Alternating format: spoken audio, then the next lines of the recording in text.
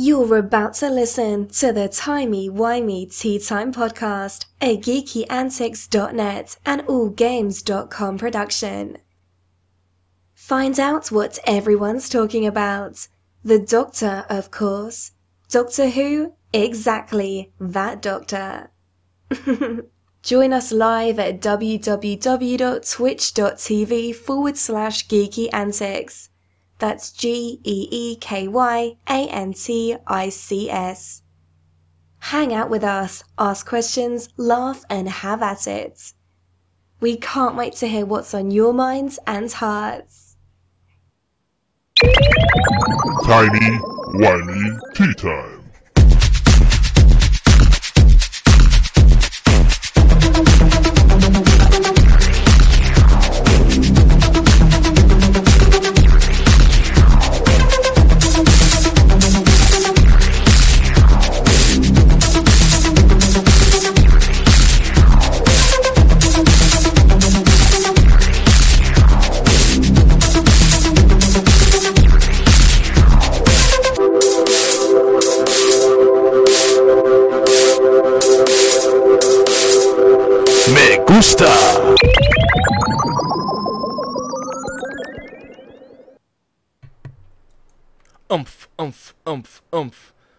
Greetings, everyone, and welcome to Timey-Wimey Tea Time, where friends gather to talk about all things Doctor Who, sci-fi, fantasy, zombies, creative writing, and everything geek. I'm Yomar Lopez, the artist formerly known as Yogizilla. I'm still Yogizilla, but I'm not going by that on the show, because I want us to be friends. I want us to get to know each other in a deeper, more meaningful manner. I want you to join us as we go deeper. I'm also joined by the one, the only, Stan Faryna. No, I'm not done yet, Stan. I'm gonna make you blush. Okay. Stan, the man, Faryna. Yes. He's the sexy, poetic voice of Gallifrey. Oh yeah. Oh yeah. What's up, bro? Hey man, I'm happy. You happy? This show always makes us happy, no matter what's going on in our lives. I'm hanging out with you, that's great. Yeah, and see, that's a very good segue. Thank you. You just started a rant for me, right? You just justified me going off on a tangent. I know. So I don't know if that was intentional, but here we go. So yeah, I just wrote an article about podcasting, and I said one of the things I mentioned, one of my key takeaways, is that I think I really feel a lot of people start podcasting as an excuse, to catch up with friends.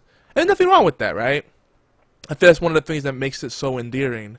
But it's also one of the things that leads to one of the biggest complaints about podcasts, banter. And not so much banter in itself, but just pointless banter, the space filler, where it doesn't really lead to anything, and it's kind of like, okay, awkward. I like to think that our banter is more meaningful than that, It's more entertaining, at least. Yeah. Yeah. But yeah, that's kind of one of the reasons we started the show, is a way to, the whole idea of tea time. When I came up with that name, I was thinking, tea time really works because, it's casual. We're getting together with friends. We're making new friends. Just hanging out and having a nice conversation about things.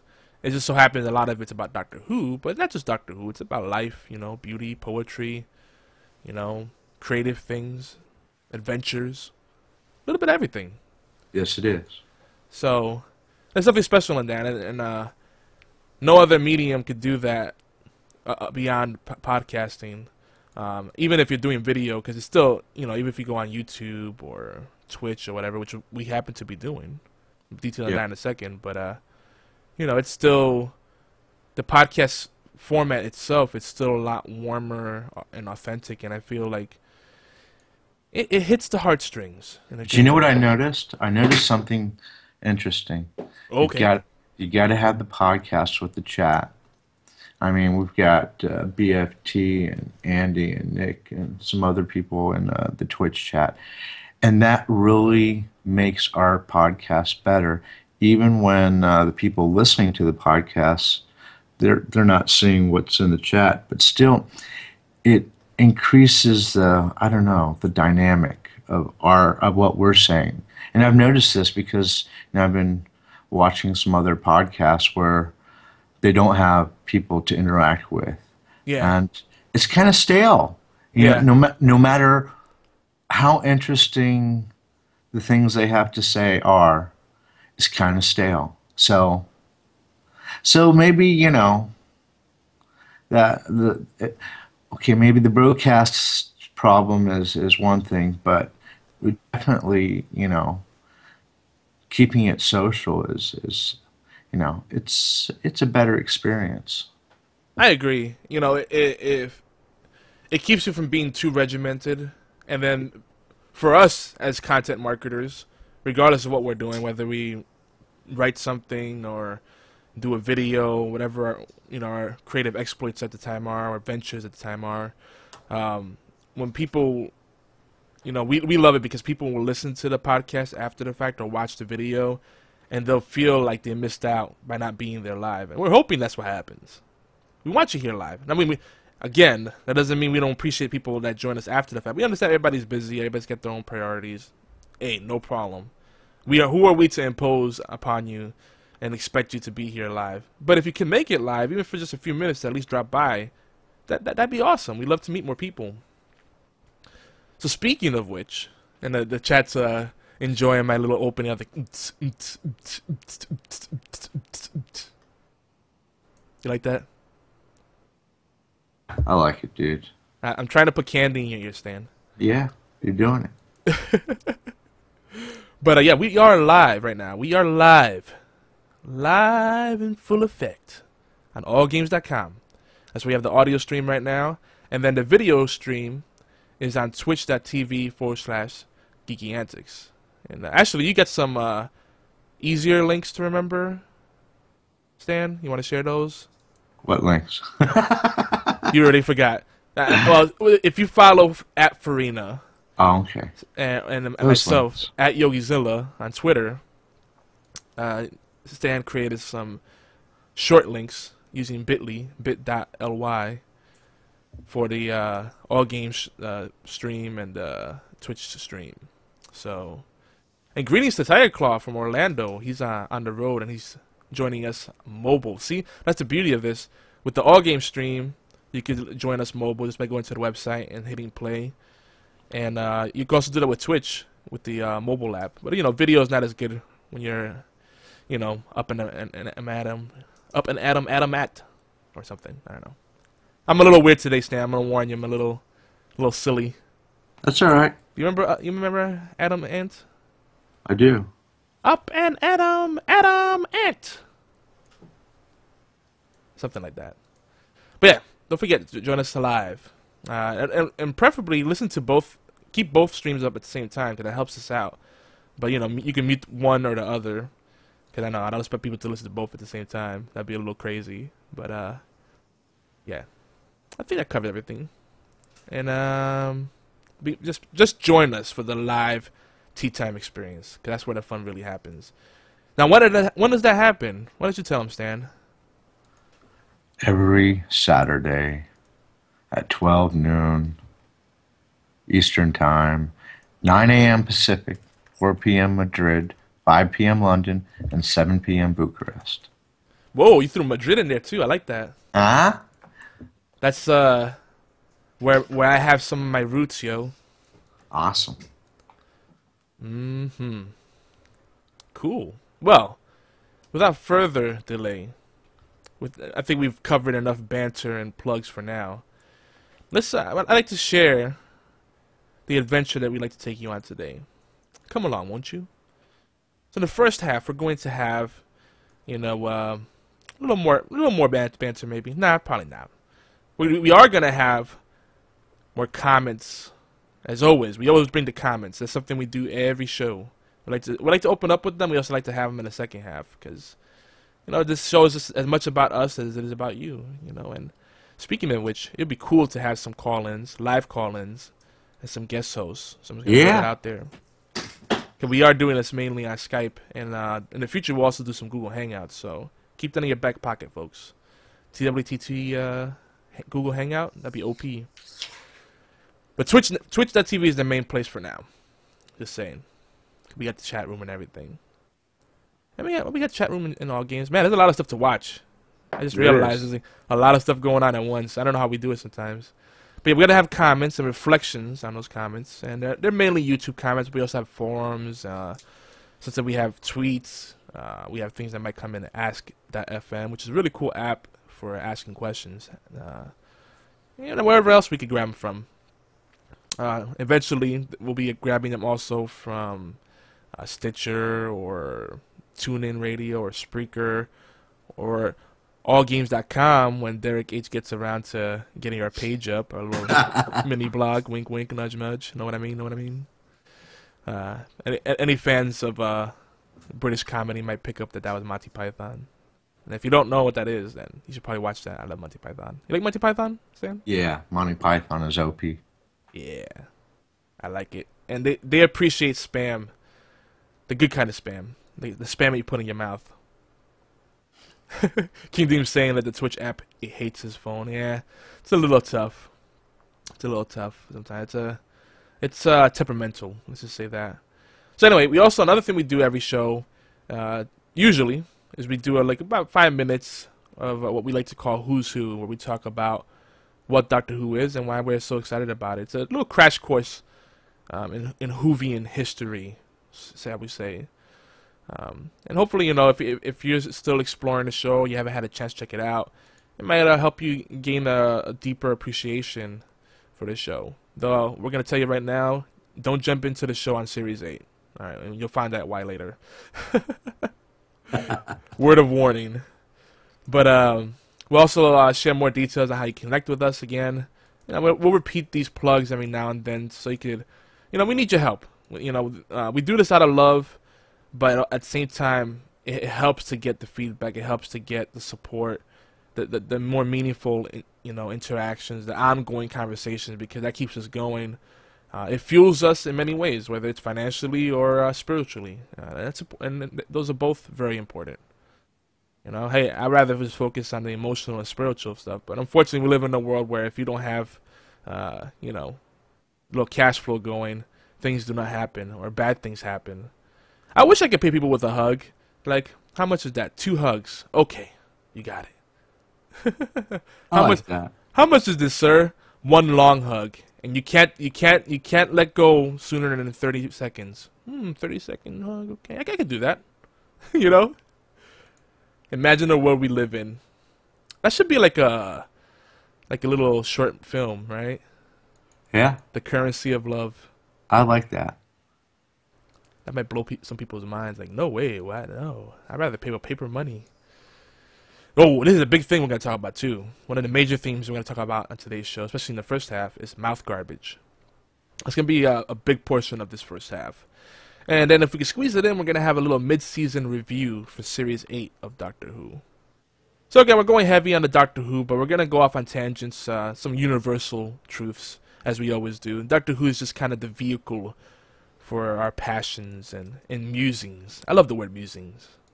Yeah. Everybody needs a muse. Stan is my muse. Let's him to have him dressed in the toga so I could draw paintings, make pictures of him. Now, in the second half, I told you I'm sassy today. I don't know what it is. I'm in rare form right now.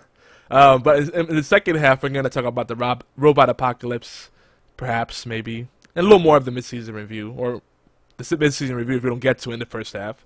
So, we'd like to switch things up. We'll see. Probably a little more. I think would be cool. What's that? So you were talking about, and here I am bantering, but so I think it would be cool if we came up with a little radio drama with a robotic apocalypse in Doctor Who. Terminator meets Doctor Who. I think we should write that. Dude, that'd be awesome. And we've talked a lot about the Flash fiction, but some fan fiction would be cool too. Yeah. Oh man, so many things to do. Well, so we also might come back to the mouth garbage stuff because it's kind of a big thing in Series 8. So, that's why we have it in the first half and the second half. And then again, we come back to our community interconnect, and That's where we read more comments, play voicemail messages, and all that good stuff. And we might also plug some of our future sponsors and fundraising efforts, and let you know how you could support our creative works. And then we'll also have details on Soft Kitty, the Soft Kitty Song Contest, and the rules thereof. And finally, some outro and shout out love. And that'll wrap up the show, the main event. And then if we get to the post show, we'll have, we're calling the post show right now TWTT Extra. But I'm thinking we might call it TWTT XYZ just because. Ooh. It's very sci-fi, isn't it? Yeah. And if you don't want to say XYZ, you could just be like TWTT Ziz. No. Why not? Ziz. No. I'm gonna catch some of the Ziz. I will coin that yet. I really tried hard to sneak that in there, but Stan's not having it. No me gusta. No me gusta. I don't want that on my face.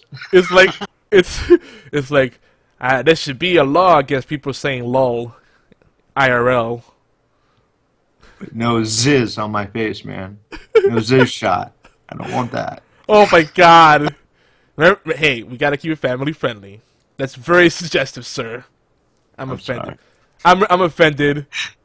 Sir, kindly restrain yourself. I am restrained. It's okay. We're pretty much PG. We're still much more tame than Doctor Who has been. Let's be honest. Doctor Who has been a little bit crazy. We're gonna get into that. But anyway, in our extras, our XYZ tentative title, we're gonna get into episode 7 speculation, the zombie apocalypse / Walker Stalker Con preview, and some more about GeekyAnt Network, TWTT, and things that we're working on, things that are in the pipelines. A little inside look at what we're trying to accomplish together with your help. But anyway, let's get to it. Again, to just remind you guys, in a few weeks we are going to be at Walker Star Con in Atlanta. That's pretty much the flagship location, the main event for the convention. And I happen to be in Georgia, so I have no excuse, for not showing up.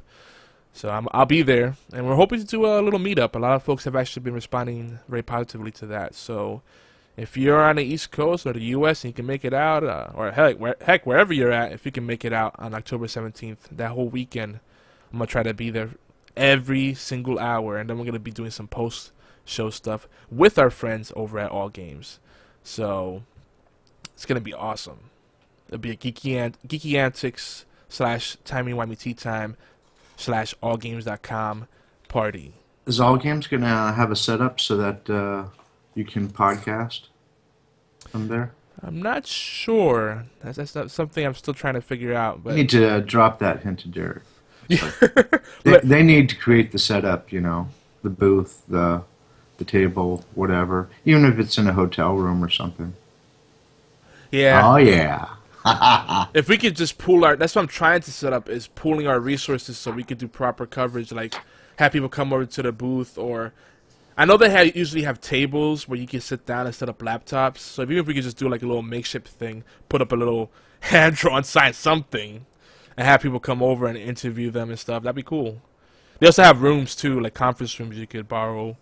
So I just got a bunch of materials from the people that organized Walker Star Con, so I gotta review that stuff.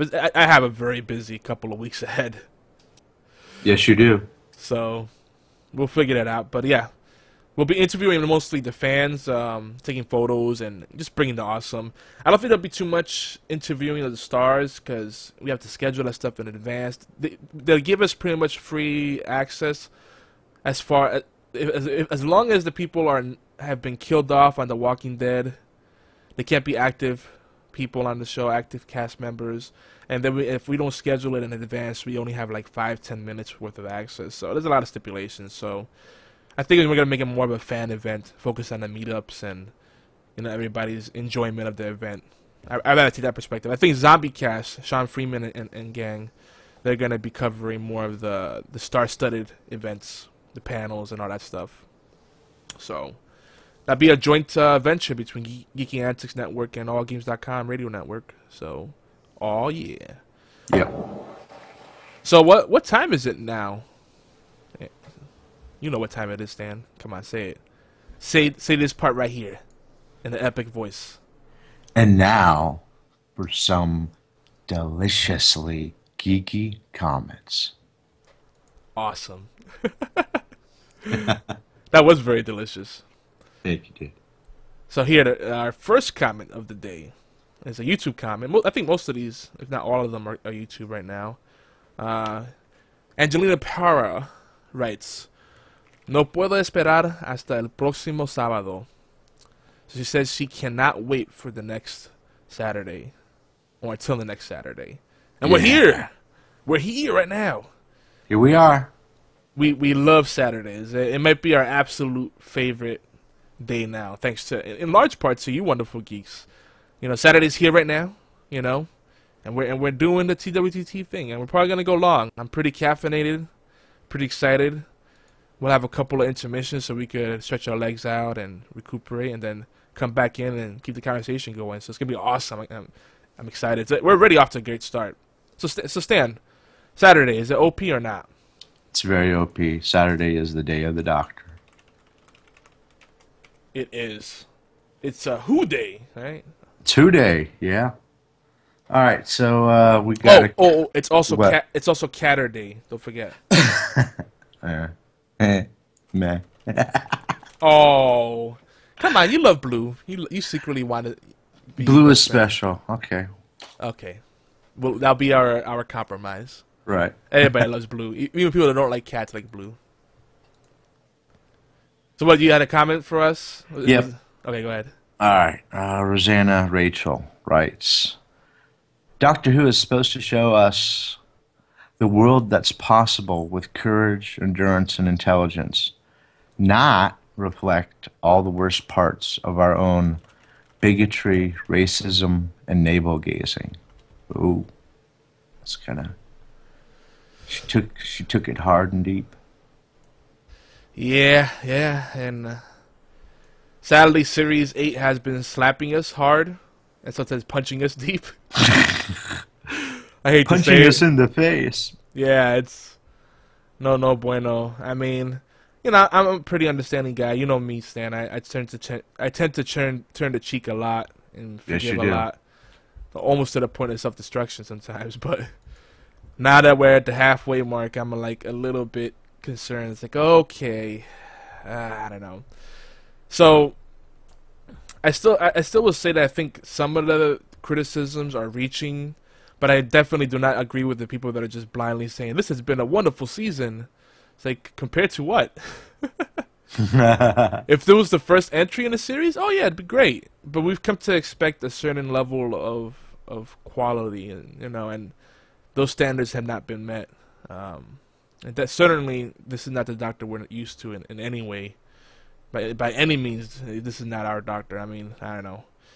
He's lacking a lot of quality. It's not even. It feels like there's not even a little glimpse of him, of what he was. Some people say, oh, he's got little remnants of Tom Baker, John Pertwee, and you know, maybe a little bit of Colin Baker in there, and some slight moments of David Tennant. I'm like, where are you seeing this? Maybe briefly, but overall, he's just been a real jerk face. Yeah, and he needs more dynamic range in his emotions and this characterization. It's a little flat, a little shallow. Stan? Yeah. I don't know. I want to come back to Rachel's comment later. Okay. Well, it's Roseanne Rachel. Roseanne. She's one of those awesome people that has two first names. I always loved that. I knew a guy named Matt Frank, and I thought it was the coolest name ever. You know what I mean? It is.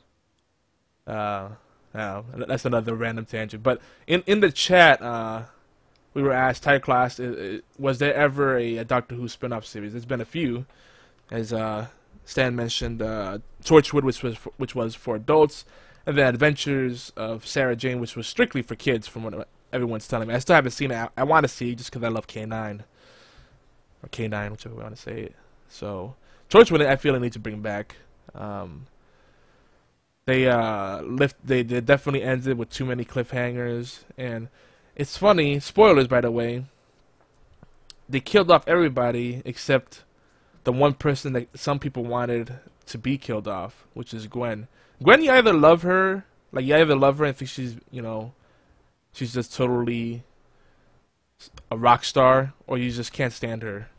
I find that, not many people who are. There's no one in the middle. It's kind of like River Song. You either love her or you hate her. Well, I don't know. I think Gwen might be a little more divisive as a character. But Torchwood, I don't think they're going to bring back anytime soon. We talked about this before. I know. Stan, you see all this stuff? Yeah. And Andy's talking about how Gwen is so whiny. There's a lot of stuff. The Doctor Who universe in some ways is massive, and then in other ways it's kind of shrinking. They need new, and again we've brought this up before, but they need to bring in more characters and locations and expand it again. Because as much as I love the Daleks and to an extent the Cybermen, I want to see newness. I want to see something beyond robots. But anyway, moving on. We have another comment here from YouTube. Lorenzo Talon says, Ser un héroe no es fácil. Ser un héroe es superación de miedos, dolor y el ego arruinado. It's hard to time switching between Spanish and English. I have to make an effort.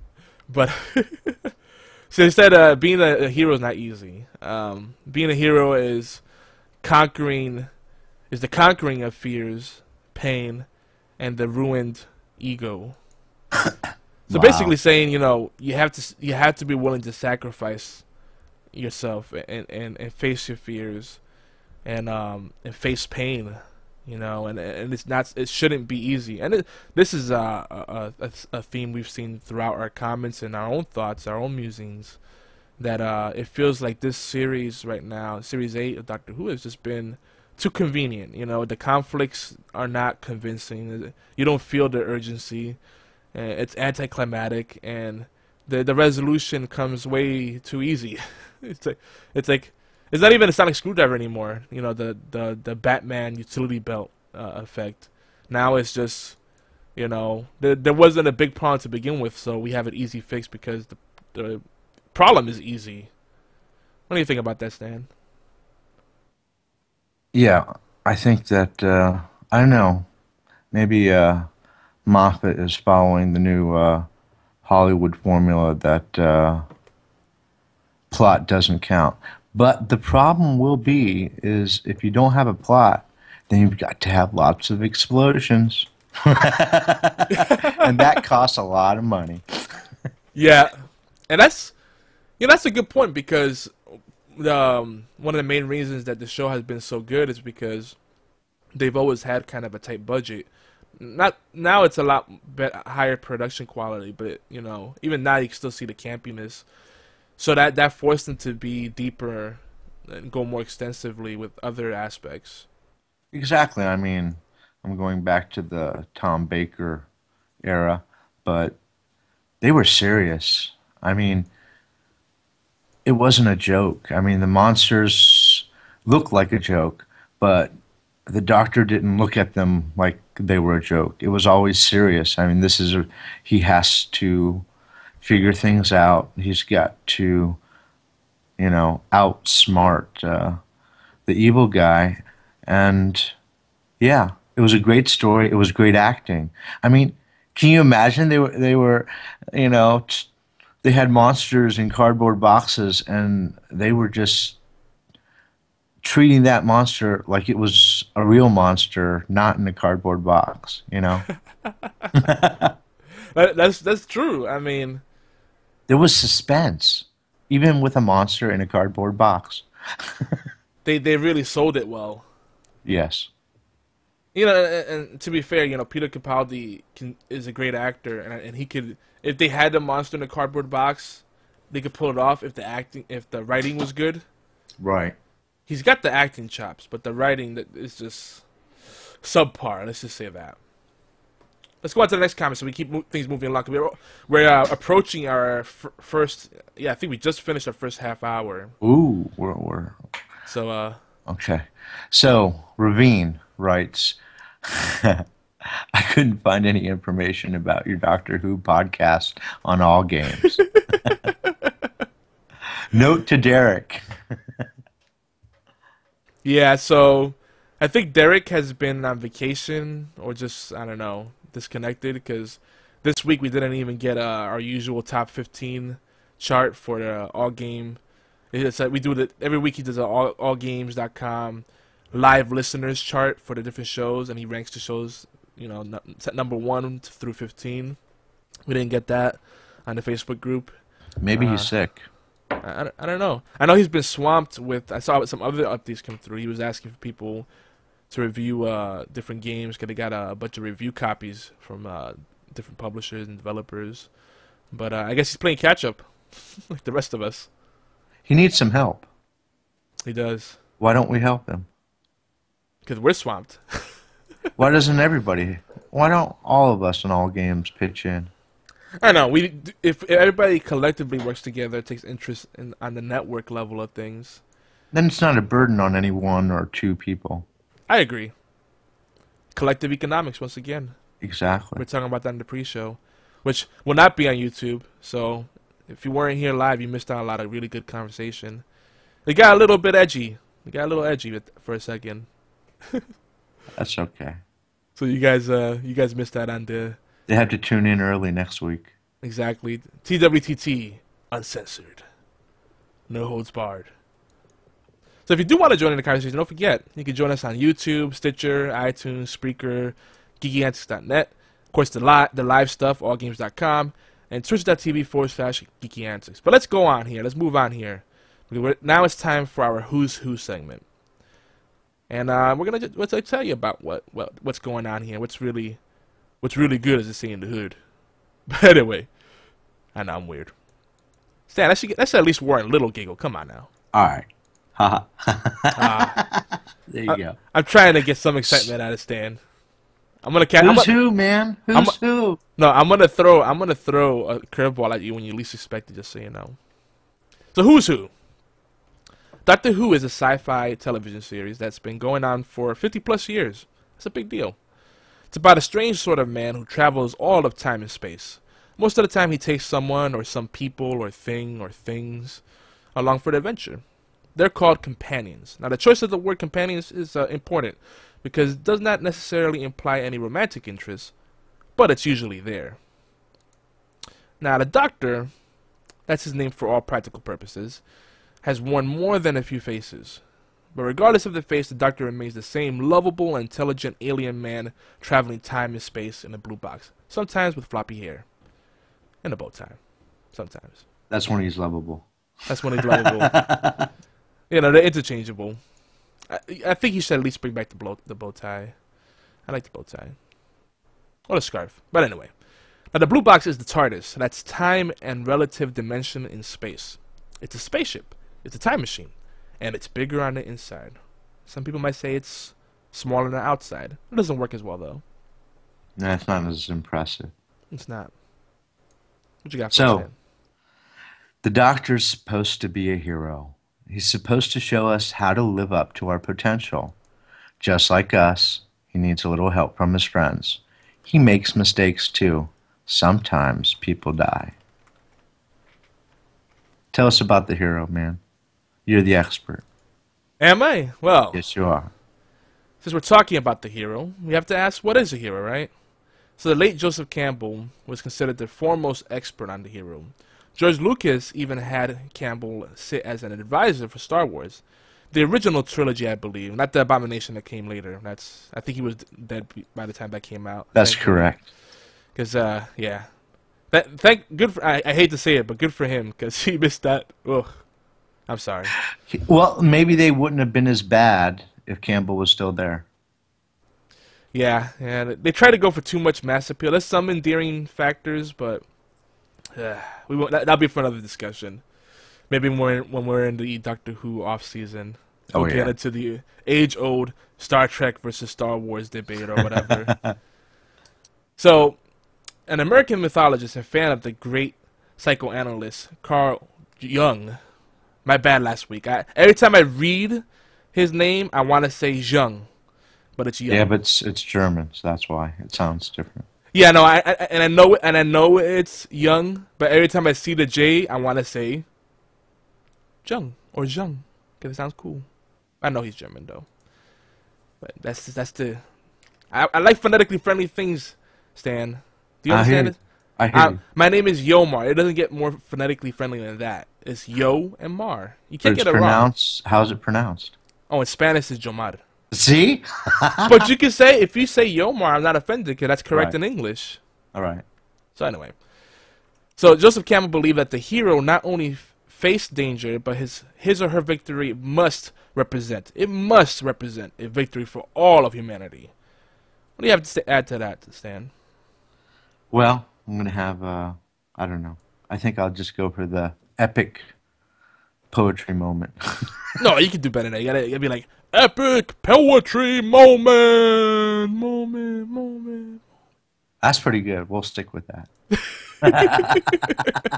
All right, go ahead, bro. Okay, so there's a hymn, Angry Words. It's by an American artist, musician, Horatio Palmer, who died in 1907. It's a hymn that tells us about the dangerous words, spoken or written. And I think it bears deep upon today's adventure in Who Wonderland. Angry words, oh let them never from the tongue unbridled slip. May the heart's best impulse ever check them ere they soil the lip. Love is much too pure and holy. Friendship is too sacred far for a moment's reckless folly thus to desolate and mar. Angry words are lightly spoken. Bitterest thoughts are rashly stirred. Brightest links of life are broken by a single angry word. Wow. I know a lot of people in my life that need to read that and reflect upon those words. It's gonna be on GeekyAntics.net. The recap. So Nice. So, I think mouth garbage, we all know that very well. And I think we all practice it sometimes, whether we mean to or not. And I would say that verbal abuse is as bad, if not worse, than physical abuse. I hear that. So be wary of the words that you choose. They have power. And if you doubt that, just watch the Shakespeare Doctor Who episode. I think it was called The Shakespeare Code. Yes, that was awesome. Yeah. The power Can we of see that words. together? Yeah, dude. Yeah. Exactly, see? Happy moment. It was a happy moment, man. Oh, I wish we were neighbors, man. Things would be so much better. Me too. But, We'd have Timey-Wimey every day. oh my gosh, man. We never get anything done. I'd be like, honey, I'm going over to Stan's. Screw you guys, I'm going home. Or I'm going to your home instead. So, let's see. Let me check how we are on time. All right. So we got about 20 minutes or so left. So I think everybody knows by now where to join us live, but I do want to remind everybody to leave us voicemail messages.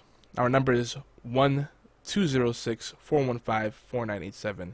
So if you're calling from outside the U.S., it's 001-206-415-4987.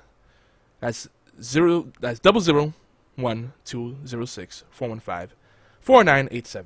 And if you still didn't get it, don't worry. Go to GeekyAntics.net and you can get all our contact information there. But leave us voicemail. Let us know. Let us know about your favorite, or deepest Whovian experience. Or share your love for the show or anything creative with us. It doesn't have to just be Doctor Who. But you can tell us who your favorite Doctor is or your favorite moment in Doctor Who. Whatever's clever. And definitely chime in on what we're talking about. Also, I would like to make everyone aware that we are doing some big things at GeekyAntics.net and for Timey-Wimey Tea Time. We're looking at ways to monetize, which I know to some people is a dirty word. But, you know, being a starving artist is only cool when you're young and living with mommy and daddy. For us old farts, not so much. So we gotta keep momentum going, and we're trying to look ahead to make sure we can keep the level of quality and consistency that we've made everyone accustomed to, and do more things, greater things, more fulfilling things. So those details will be coming probably in the post show, so stay tuned for that. We might even talk about how you can hire Stan or myself to work for you and help you out with your thing, whatever your thing might be. Or if you just want to if you're just very generous and just want to donate to help keep your spirits up, we won't stop you. So lots of ways to connect there. And if you're ready to do that now, GeekyAnt.net/donate. That's the easiest place to go. But anyway, let's go on. Let's get into this because we're running out of time here. We got a good 10-15 minutes. And No way. Yeah, man. That's so much to cover. Yeah. Let's do it, man. You set the bar high for us here, man. I know. So I guess we should just do a quick mid-season review before we get into episode 6, The Caretaker. And then we'll probably get into episode 6 in the second half. I think that's all we're gonna have time for. Though we did have a voicemail message that we wanted to play, right? Yeah, but we'll have to. I don't know. We'll see how we do. All right. Well, you want to start it off then, Stan? So, okay. It's true that some of our fellow Whovians are checking out about right now. They're disappointed by Series 8, the path of it. We're halfway through the season. Obviously, the story is not where it should be. It doesn't seem like the architect, quote, architect, is going to deliver on the promises of the preseason hype. For most, we still don't have an epic 12th Doctor. That said, a lot has gone down. Are you busy? You want me to go on? You go on. All right. So check out episodes 3 or 4 of the Timey-Wimey Tea Time podcast on GeekyAnt's YouTube channel to hear deeper takes on the 12th Doctor in Series 8. Or check out the recaps at GeekyAntics.net. So far in Series 8, the Doctor has had an intimate conversation with a lady T-Rex.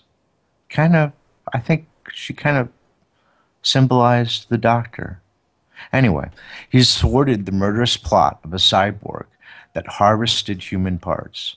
He's toyed with the soul of a Dalek, stopped an unintended robotic plot that would have wiped out half the world, and he took a long, deep look at the end of life, for the universe. But they didn't show us. In the last episode, the Doctor rescues a monster. 2 episodes ago, the Doctor rescued a monster that eats the minds of its victims. It was the Teller. So, now I think before we get into all the shortcomings and broken promises in Series 8, it's worth discussing some of the highlights and major themes. And again, we're going to come back to these quite often as we have so far. And I really feel like right now, where we're at, this is all a setup for Series 9. I don't think we're going to see any or a significant amount of these things wrapped up in a nice manner. And if they do try to wrap it up, it's going to be sloppy. I don't want that either. So here's some of the nuggets to consider. Is there a robot apocalypse coming? Why are there so many robots and cyborgs everywhere in Series 8? Are there no, alien life forms out there? What happened? Is everybody dead? So, episode 1, 2, 3, and 6, that's 4 out of 6 episodes, have featured robots. And you could also say Danny Pink is a bit of a robot himself. He's rather robotic. I'm sorry. I'm not sold on him yet. I think he's a great actor, and I think he would be a great character on another show. But he feels very out of place here. And I won't be surprised if they try to do a big plot twist and he's a robot. Like he trips and then his arm falls off. And it's like, oh, you're a robot? No! It's gonna happen. How do they have kids? He might have some special reproductive systems. So he's a cyborg. So yes, he's a cyborg, which is a half human, half robot. Yeah, exactly. So it's still in the robot family. Yes, it is. So we also have all noticed the deliberate tearing down of our beloved doctor, and I don't know, it's huge. It's just punching us in the gut constantly. But I don't know if we're intended to dislike him or if this is just a doctor for jaded, cynical, and perhaps despairing Whovians. I don't know. Now, if you look at some of the bigger media outlets out there, like the Nerdist, they're eating this up. They're like, "This is awesome, yeah." It's like, okay, that says a lot about you. If you're just loving every last bit of this and you don't see any slight issues, there's something wrong with you. I don't know. You got to see some slight issues with some stuff here. Come on, even if you're not looking for it, it's kind of in your face. Yeah, I mean, being a nerd was never about following the happy talk. Yeah, exactly. And it's all right to be a fanboy, but don't be a blind loyalist. That's the extreme of it.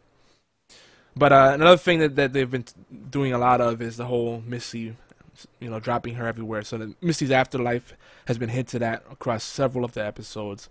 They finally bring her back some more again after she took like a 2-episode break, kind of, I think. Yeah. And she's the thing that strikes me about her is that she seems very familiar with the Doctor, perhaps omniscient to a degree. I don't know. She's still shrouded in mystery. But at the current pace, I just don't feel like we're gonna find out her true identity or get a satisfactory conclusion with that. Not until the end of the season. Yeah. Oh, at this point, I would rather they leave it for Series 9. No, because they're not going to have enough time to really do something significant there. You're right. It's going to be a crappy reveal. I'm your mother.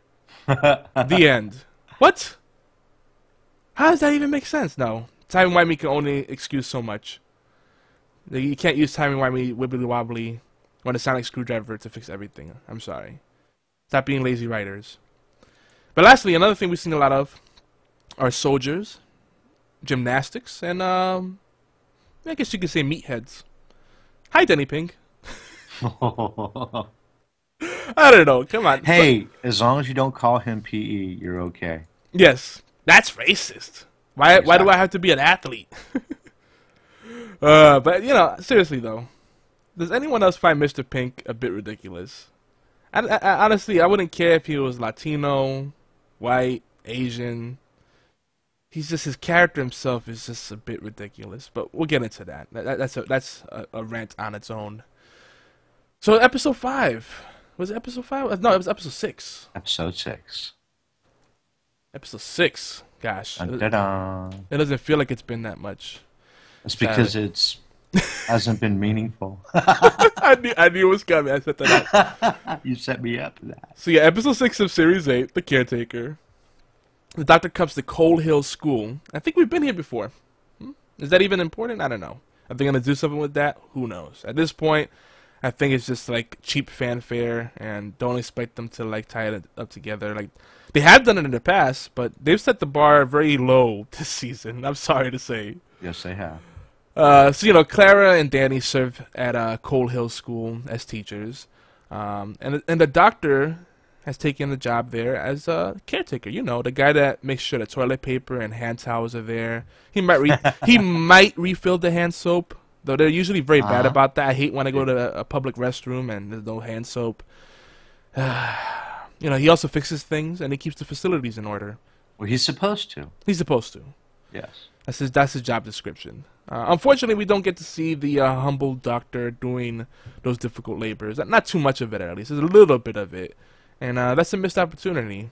Now, before we get into what that missed opportunity, because there's more to that, I think it's very significant. But I also want to say that when we wrapped up episode 6 of TWTT, one of my personal hopes was that this would be a more grounded story. We knew it was going to be a more grounded story in the sense that it was going to be an Earth story, not an alien story. So more believable, more realistic, more immersive, I suppose. Exactly. And that should be an opportunity to introduce and maybe cement the human elements of the storytelling. Perhaps presenting a more dynamic and caring Doctor. But that's not quite what we get here. Moffat promised that in an interview When he Uh-oh. was talking about this episode, he recalled the previous episode where Doctor Who had a roommate. So he was promising it, and he didn't deliver again. He likes making promises he doesn't keep. Oh, boy. You sound like a scorned lover. As bad as it's turned into a bad marriage. That's not a good place to be. But, another thing I was also hoping for, is that the use of the word caretaker. That's a very deliberate choice of words. He could have picked custodian. I know maybe in the UK they might use caretaker more liberally. But for me, they know they have a global audience. I would think that they would choose their words carefully and say, oh, well, is he a custodian? Is he the caretaker? Is he the janitor? Is he the handyman? Those are all very specific words with specific connotations. But caretaker, to me, provides some hints of compassion and maybe heroism in some ways, some nobility. There's nobility in doing the work that no one else will do. Someone's got to do it, right? It's the dirty work. Someone's got to do that work. Yeah. And we don't get that. And those people that do that work, they need respect. So that's why I'm saying it is the greatest missed opportunity of the series and perhaps of the legend of the Doctor. It's because later in the show we see Danny making some accusations, and he accuses the Doctor of being an aristocrat, an elitist, an imperialist. And if we had seen the Doctor doing some hard work, putting in the elbow grease, Danny's accusations would have been nothing more than hot air. So that's where there's one missed opportunity. But if the writers, the architects, had given us a few shots of a gentle Doctor with sleeves rolled up, pant knees worn, and sweat on his brow, we could have connected with the Doctor. More people could have connected with the Doctor because, not everyone gets to ride around in a blue box and use a sonic screwdriver to get all the cash they want out of the ATM. Oh, man. So, before we delve really deep into the darkness that lay within Episode 6, The Caretaker, it's worth noting that the Doctor makes a fair attempt to reestablish his heroic identity. He's kind of preoccupied with trapping a robot, Skovik Splitzer, and this robot packs, allegedly, he packs enough explosive power in his armory to destroy an entire planet. And they don't make you really believe that after what ensues, but I'm not going to get into that. I'm biting my tongue a bit. But, the 12th Doctor's efforts to regain his laurels, they're not unnoticed. Right? They're not completely unnoticed. Of course, Danny Pink unintentionally spoils the Doctor's scheme, to send the Blitzer 1 billion years into the future. And this is where Danny Pink starts to annoy me more. But, why? Why is Danny Pink? Why has Danny Pink been written to be so dull and dumb? And I think that takes us back to Romania, where she says, Doctor Who is supposed to show us the world that's possible with courage, endurance, and intelligence, not reflect all the worst parts of our own, bigotry, racism, and navel-gazing. So what do you think? Tell us your thoughts. You could leave us a comment later on YouTube. We're usually good about getting the clips, the video clips, quote unquote. We use that very liberally on GeekyAntics. Actually, youtube.com/GeekyAntics, or you can just go to geekyantics.net/videos, and or our recap post comment section. So YouTube or the recap post comment section. You can leave us your thoughts there, or call in 1-206-415-4987. And remember, we are US based, but we're working on making it easier for people worldwide to be able to leave messages there and not have to pay crazy international tolls. But did you have anything else you wanted to add to that, Stan? So in The Caretaker, we begin to suspect that one of the greatest faults of the Doctor is his tongue. Claire isn't blameless either. She's quite the liar. But the doctor can't stop the mouth garbage. And this is a big problem. This is what, I think really popped out to me in this episode. Mm-hmm. That's it? Well, what do you think about the mouth garbage? I thought you were going to go off on a rant about it. Well, mouth garbage, verbal diarrhea, some people call it verbal vomit, diarrhea of the mouth. I mean, I've heard lots of different terms, but it's all the same thing, just toxicity and not having a filter, not really thinking of things through. I'd say I don't like going here because I fear it does not help us improve the situation. But I did wonder how many times the doctor made the insinuation that Danny Pink is not capable of being anything else beyond the PE teacher. What's that saying? But to be fair, it's not necessarily... I know he said it in a condescending way, but is that really an insult? Because there's no ability in any teaching role, and PE definitely plays an important role in the molding of our youth. Of course, it's sometimes I'm not giving him an excuse, but it's hard to tell if the doctor is trying to just have that deadpan humor, or if he's just being the outright, jerk about things. But anyway, British commentators say that the doctor puts Danny down because he was a soldier, but some see the insinuations as racially motivated. And I think I might have to lean towards that. Though usually I feel like that's a card that people play too quickly. Sure. Now the doctor's mouth garbage would definitely not be acceptable if this were an American show. Yeah. I mean, can you just see, the killing spree? I mean, the shark frenzy. Oh, yeah, it'd be like hashtag Ferguson Doctor Who. Yeah. It'd be a spectacle. Especially with the PC police running around, the social justice warriors. And I'm not knocking people that take on noble causes, but, a lot of times it's just stirring up crap, and it's just trying to create more division than unity. That's the problem. But right. Yeah, this definitely would not fly over here. Not as we've become hypersensitive as a society, so people would, oh my God, it'd be shot down quickly. Yeah. Now, Stan, my friend. I see that. I know that you've said that you see beyond the typical European false consciousness. It's kind of a facade there, right? Right. So what is going on? You said that what's really happening here is that it's encouraging divisive thinking about race, culture, and class. So tell us more about that. Well, the undertones of racism in Europe are very powerful, and maybe because they didn't have to deal with things like we did. I mean, in overcoming slavery and discrimination, especially since the 50s and 60s, I mean, we made progress here. We made progress in our hearts.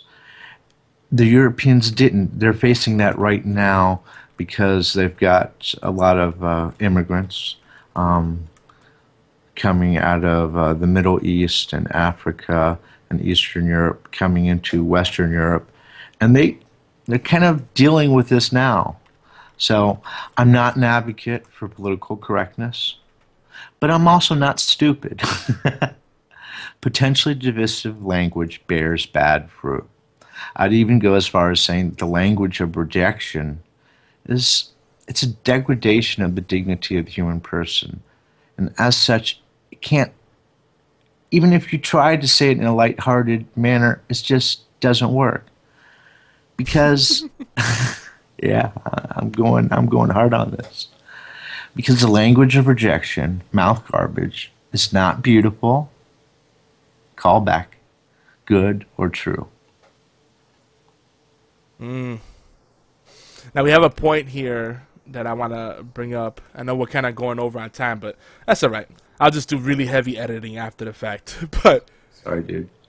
We got to go deep on this. We can't just glare over these issues. So BFT says, keep in mind that Mickey was eaten by a garbage can in the first episode. Now, the thing is that before that Mickey, Rose's old boyfriend, started off dumb and not that good of a character, but he grew into a better character as series 1 through 4 went on. So maybe Mr. Pink will do the same. Now, that's true, but we had strong characters to carry the show, and there was a balance in that aspect. Danny Pink, they're similar in that Danny Pink and Mickey are both kind of like, they have kind of like this lost puppy kind of thing to them. Like they want attention and they're insecure. Come on, that's really what's happening. They're repeating that same kind of stereotypes. Formula. Yeah. Well, I don't think it's a race thing. I don't think it's a race thing. I think it's just it's a little bit maybe you could say it's role reversal, because it's the man that's like desperate for the attention and trying. So it's a role reversal of a typical stereotype, because the man's trying to get the attention and is insecure and is doing all the things he can to get love, and acknowledgement. Right. I hear you. Now, because us men usually, most guys I know, they like the thrill of the hunt, but if they don't get attention from someone, they just go somewhere else for it, and that's terrible to say. Right. But that's usually how men deal with things. So, we don't show our outward emotions, but Danny Pink is very emotional, and this is why Danny and the Doctor are at odds, because they both are emotional creatures right now. They don't have a filter, and they're kind of, impulsive. I don't know if it's more frustrating when I see the Doctor do it or Danny do it. Because at least the Doctor, when he does it, it's funny. When Danny does it, it's grating. But then on the flip side, the Doctor's older. He should know better. Right. He's a lot older. Yeah, he's a lot older. 2,000 years or more. So they're both kind of fighting over Clara, though I guess you could say the Doctor is more of a paternal figure. I don't think he's going for that romantic competition. It's more of his ego being bruised, whereas Danny's kind of desperately trying to prove himself as a man so he could keep her affections. And he's still being insecure after she like blurts out, "I love him." Like, really? Where did that come out of? I did not get the sense that you guys are at that point. I did not get the sense at all. That's bad writing. I think someone doesn't know. Actually, more than one person doesn't know what love is. I mean, just saying "I love him" doesn't mean anything. But yeah, like when Martha had done a similar thing. Remember when she said she loves him to bits? But you got a feeling that it was more like, not necessarily romantic love, but she really cared about him. Right. And it wasn't like just, vomiting out love. Right. Exactly. Here it's like, where the heck did that come out of? What? So, I might be overthinking it, but, there is some, there might be something else, though. Let's go back to this, is there something else that confirms that a Doctor is racist and not simply a jealous, evil-tongued bastard? All right. Well, is it Courtney Wood's racial features, her age, or her reputation that provokes the Doctor to refer to her as a boring little human being? I mean, Doctor Who is supposed to be a kid's show, so let's rule out her age as a problem. And what does the Doctor know about her reputation beyond her own admission to be a disruptive influence? Well, that's an interesting point, because the Doctor has always been somewhat of an anarchist, disruptor, and a rebel himself. Exactly. So, and that's been throughout all his incarnation. He should really identify and love Courtney. Exactly. So, what is the Doctor insinuating when he asks Courtney if she can read? Or this: haven't you got shoplifting to go to? Is this just curmudgeonly banter? Really? How would Dr. Martin Luther King Jr. respond to that scene? Or Maya Angelou? Or Gandhi? So, the Doctor has been, Doctor Who as a show has been criticized, perhaps justifiably, for its problematic spirit of British imperialism, paternalism, and racism. But let's not go there, 'cause that's going to be a deep rabbit hole. That's dangerous. Yes, and we acknowledge the evidence that such complaints are valid, but we here at TWCT do not make any pretense of being social justice warriors, though we care about those issues, obviously. We are, however, very much interested in our humanity, the good and the bad of it. The present problem for our reflection, then, is the savage nature of the tongue. Apparently, it's a serious problem for Time Lords, too. So, mouth garbage, that's what we're talking about here. So, Stan, does your mouth get you into any trouble? Oh, dun, dun, dun. Dun, dun, dun. Dead air, man. I just want to go to dead air. So, yeah, all the time, man. That's why I prefer dead air to saying something that I may regret. Of course, dead air doesn't entertain people or our listeners, and I do feel bad about that sometimes. Off air, it's harder to control the mouth garbage. And if I'm tired, and you were here to see that, that's trouble just waiting to happen. If I go 20 hours, man, the mouth garbage starts drooling out of my mouth. So I get salty, man. You don't have to. Well, you don't have to confirm that, but I know you know. So anyway, just the other day, I told someone what I really think about their problems, and I regret that because it didn't help them, because my words hurt their heart. They didn't need advice from me because they weren't at a place where they could use it. Actually, they just needed someone to listen, and maybe more importantly, they needed to hear themselves thinking it through. They needed to hear their own ideas to understand how wrong they were and how they were thinking about their own problems. So here I am, right now, hearing my own thoughts on the subject, and I'm understanding how my mouth garbage is a serious problem for me because I don't want to be that guy. I don't want to lay down the truth like you lay down a sledgehammer on a wall that needs to come down. I want to be helpful and gentle. I want to open that door to truth and opportunity in a way that appeals to a person's desire to be heroic or epic, in a way that appeals to their curiosity and sense of wonder, maybe their highest hopes and better nature. How about you, dude? Do you say the right things in the right way all the time? No, no one does. Anyone that says, they do, they're full of it. Though I do. My problem is actually the reverse. I bite my tongue way too much. I don't speak my heart because I'm always worried about offending people. So that's bad too. Yeah, I hear that. I think the mouth garbage is part of the problem that Yuri, one of our callers, identifies in his rejection of the 12th Doctor. He called in and he told us that he will not let his kids watch Doctor Who. That's serious. He even had some strong language, which I had to edit out to pick up out of the voicemail message. Because it will definitely get us out of the PG rating. Okay. One of Yuri's problems with the Doctor is that the Doctor didn't grieve over the loss of 2 members of his team. That was in Time Heist, yeah. Yeah. And that apathy is made clear by the mouth garbage the Doctor puts out to Sai. Sai is upset about, the fact that Saber, I believe, it's Saber, has just died. And the Doctor says this to him. This is what the Doctor has for him, okay? Here we go. When we're done here, by all means, you go and find yourself a shoulder to cry on.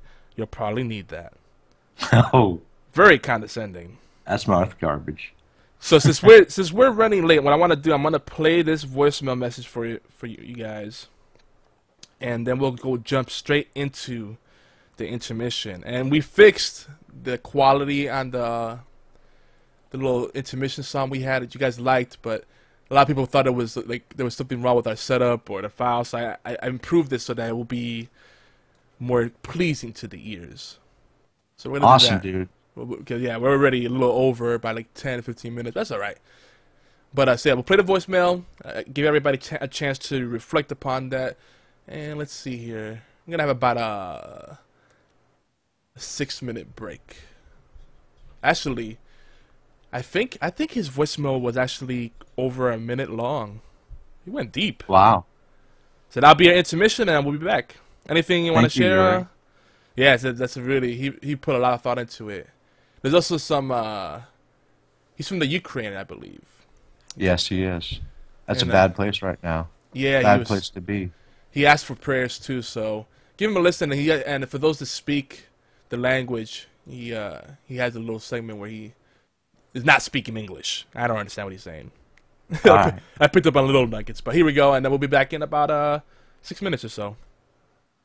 Sam, you have anything to add beyond that? No, that's good. All right, here we go. We'll be back.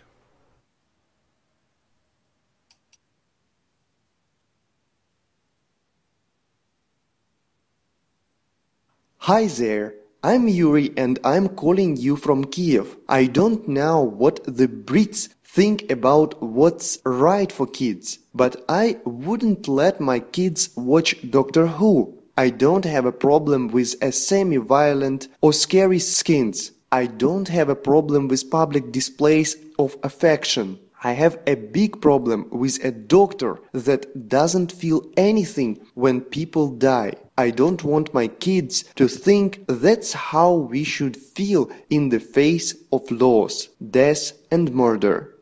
I like how you guys don't talk about stupid trivia and make a fun of nothing. I like how you go deep. This life is to piss around with stupid idle talk, childish things and empty thoughts. Life is a serious matter, and if people don't know how to live with reverence, love and responsibility, I pity them. Oh, sorry. Життя занадто цінне, аби нехтувати ним, витрачати на пусті балачки, дитячі речі та пусті думки. Життя – це серйозна річ, і якщо люди не знають, як жити з почуттям благоговіння, любові та відповідальності, мені прикро за них. Вони просто комахи, як та сарана, яка щебече і співає лише в своє задоволення. О, вибачте.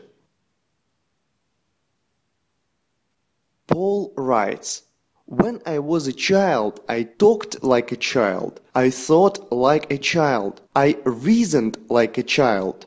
When I became a man, I put the ways of childhood behind me. If you say you are a man, don't act like a child. People are dying. People are being murdered. People are thirsty. People are hungry. Some can't pay for rent. Others can't afford an education. If you are a man, act like a man. Take up the work of God. Don't talk the stupid.